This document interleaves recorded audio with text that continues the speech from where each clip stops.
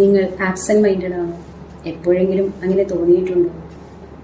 കണ്ണട തലയിൽ വെച്ച് അന്വേഷിച്ച് നടന്നിട്ടുണ്ടോ? ഫോൺ കയ്യിൽ പിടിച്ചുകൊണ്ട് അന്വേഷിച്ച് നടന്നിട്ടുണ്ടോ? ഇതൊരു മറവിയല്ല, തളർന്ന മനസ്സിൻ്റെ ഒരു സൂചനയാണ്. കാരണങ്ങൾ പലതാകാം. സമ്മർദ്ദമാവാം, ഓവർ തിങ്കിങ് ആവാം, ഉറക്കക്കുറവാകാം. മനസ്സ് ഇവിടെയാണെങ്കിലും ശ്രദ്ധയില്ലാത്തൊരവസ്ഥ.